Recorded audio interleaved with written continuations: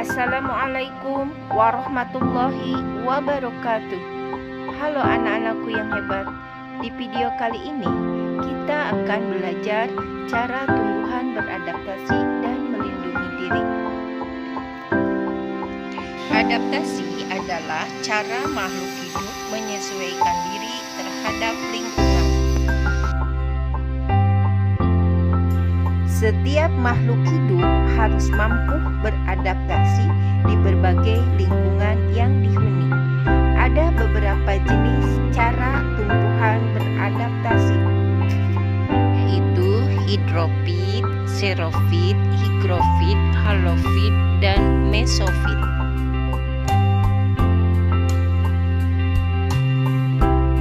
Tumbuhan hidrofit.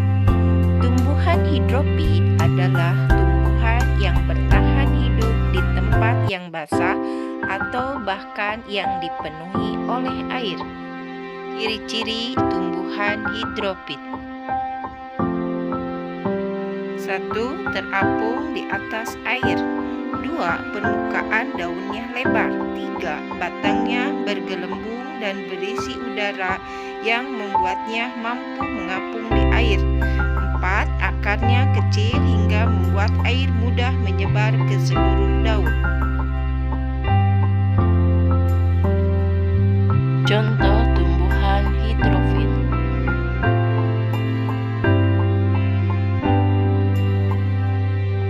teratai, eceng gondok, dan kiambang.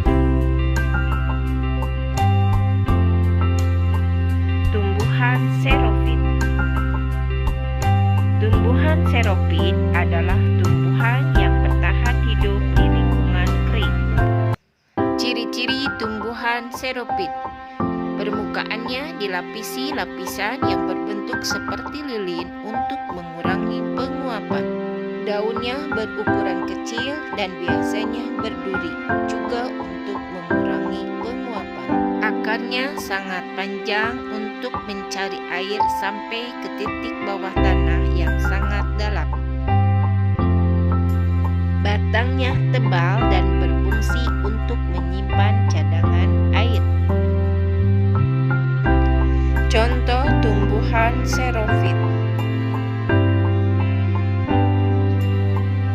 kurma, lidah buaya, dan kaktus. Selanjutnya, tumbuhan higrofit. Tumbuhan ini mampu beradaptasi dengan bertahan hidup di daerah lembab.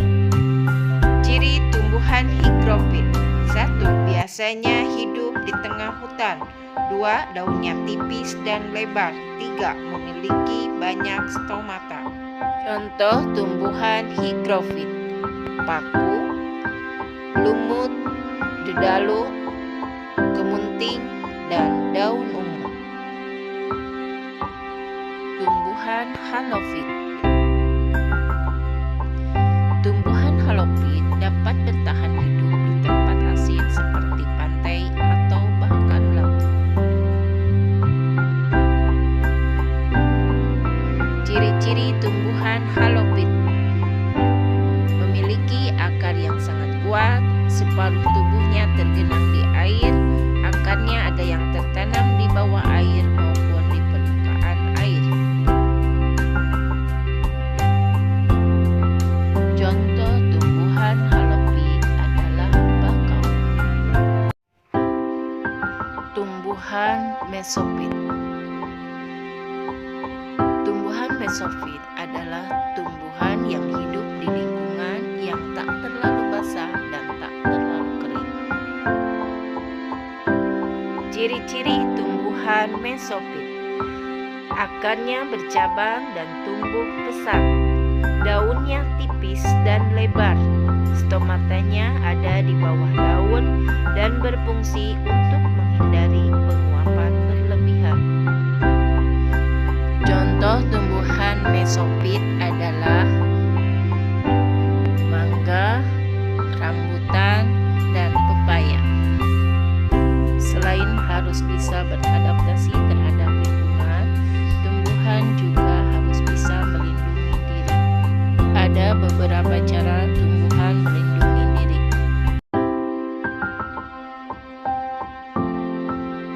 Satu, memiliki duri. Dua, memiliki bulu. Tiga, memiliki getah. Empat, memiliki bau yang menusuk. Lima, memiliki racun. Enam, memiliki cangkang. Tumbuhan melindungi diri dengan duri.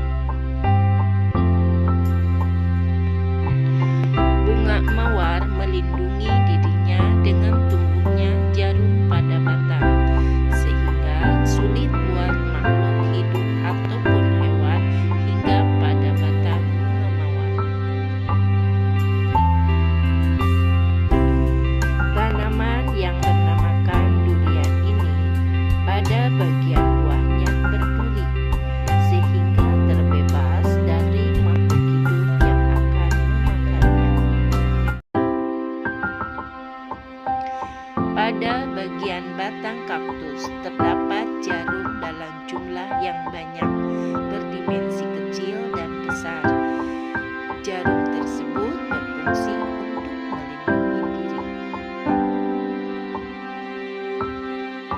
Tumbuhan yang melindungi diri dengan bulu.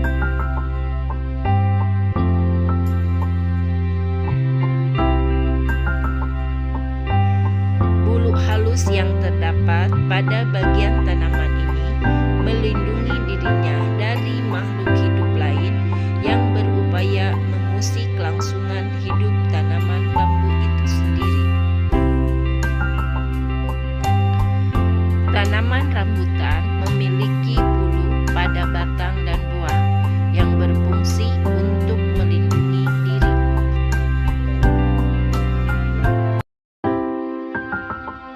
Tanaman ini mempunyai bulu halus yang berperan untuk melindungi dirinya supaya tidak diusik oleh hewan-hewan.